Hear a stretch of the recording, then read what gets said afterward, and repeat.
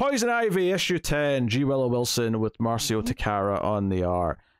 That's all you, Matt. Take it away. Yeah, so in this issue, Pam and Janet, Pam decides that she's going to drive across country back to Gotham to go be with Harley, because, you know, Harley's her one true somebody. And Janet's like, well, wait, if you're driving, can I come with? Because, you know, we're friends now. And would you mind, you know, making a stop in California for this health and wellness retreat? Which makes Pam's, like, red flags just go. They're like, well, she goes, this is the type of stuff that I rail against, you know? And she's like, well, no, it's like, you know, it's conscious capitalism, and Pam's like, okay, no, this smells fishy. There's no version of this type of stuff is going to be okay for the earth. So Pam goes, originally, like, she's going to go stop this lady. And so she agrees to go. And this wellness retreat is essentially, how familiar are you with Gwyneth Paltrow's company, Goop, there, Pete? I mean, not at all. I mean, honestly, the idea that she's got a company called Goop is quite shocking to me. Yes. Because I think of Goop, I think of ooze, I think of slime. Yeah, and that's kind of what's going on. So the lady that's definitely not Gwyneth Paltrow is Gwendolyn Caltrow. Well, before you tell me what's happening in the comic, what does Goop make? What are Goop? So Goop is this health and wellness lifestyle brand that, you know, Gwyneth talks about all of the stuff that she does to keep herself healthy, and it's all of this, like, super expensive, you know, essential oils, and you have to buy all the special stuff, and it's kind of like a mid-level marketing kind of thing. And there's no scientific basis or anything. It's essentially to make you feel like you're being, like, one with the earth by following this plan.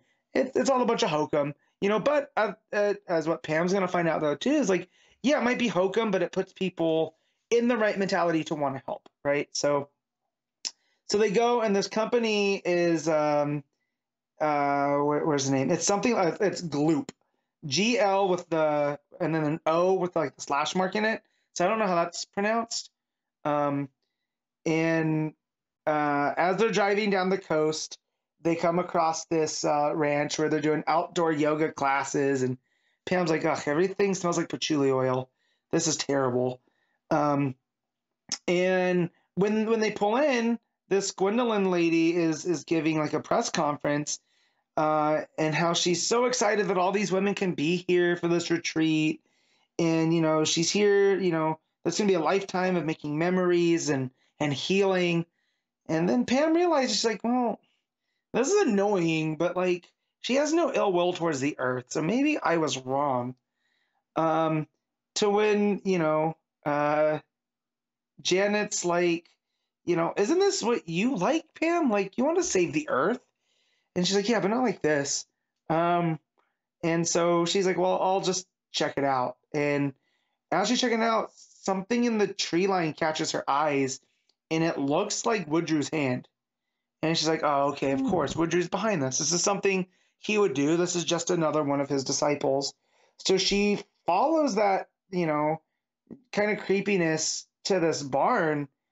And when she gets in there, there's, like, this, not a lab, but almost like a greenhouse kind of thing set up where they're prepping fresh food from this ranch. And Pam's asking the ladies that are working, hey, did you see the tree man? And they're like, hey, man, what are you on? Because we haven't even started that portion of the thing yet.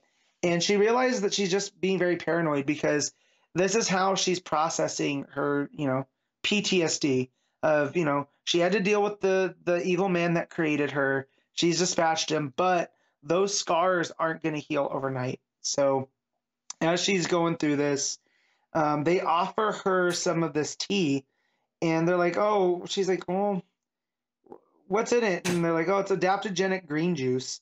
And it's got, you know, maca powder and celery juice in a proprietary wild forage combination of mushrooms. And she's like, oh, okay, wild forage mushrooms. You got to be careful, because one bad, you know, if you pick the wrong one, you're in for a bad night. And they're like, oh, we're very careful. So her and Janet drink this green juice, and they start tripping a lot like the way that Ivy was tripping when she was using the other mushrooms, which I'm drawing a blank on what they're called, but they're the same ones in Last of Us, the parasitic ones. And Janet's like, oh yeah, no, this is like the first time that I saw you, and that I decided, like, you know, I was going to change my life and move to Seattle. But, you know, Pam tries to push back at it, but Janet's like, no, you just got to let go. And sometimes, you know, just give in. And as Pam's trying to go away, it starts to hit her, and Janet turns her around and they start kissing and Pam's like, no, this isn't right. And like the mushroom elixir like takes over, and she ends up essentially in an orgy in this barn with all of these ladies. And, you know, she's talking about how she, you know, feels one with the earth for the first time in a while, and she's happy, and that, like, oh, Harley would understand because Harley would want me to be happy. And so she's all, you know, she's trying to rationalize all of this. And Janet, you know, even though she's feeling guilty, Janet's like, oh, so is this what it's like to be you? You know, is this how you experience everything? And Ivy's like, yeah, well, kind of, but I still think you're pretty high. Like, you need to come down. And then Gwendolyn comes in and starts talking to the girls like, oh yeah, this is, you know, part of the experience. This is why you signed up. And she looks down at her arm, and there's a mushroom growing out of her. And so Ivy looks at it and is like, oh my God, this is just like the mushrooms that I was going to spread. And she realizes, as they all start growing on all these ladies that they just, you know, had that experience with, because of how, you know, plant life changes and adapts, the mushrooms that Ivy was going to use have adapted and have made their way out into the wild. Except instead of turning people into parasitic monster zombies, they, you know, they're kind of these hallucinogens that came straight from Pam. So, you know, this is now her problem, and I feel this is where the book's going to go now, is her trying to fix this issue. Thoroughly enjoying, was not expecting a wellness retreat orgy with Ivy and her friend, and Ivy feeling guilty about going into that. But all the art, when it gets into the really psychedelic stuff, Takara and the coloring just really pop. And instead of being like the scary psychedelic that we had gotten earlier on in the book, everything just kind of melds together, and the colors are super bright, and there's not an ominous sense to it, even though it's drawing from the same kind of vibe.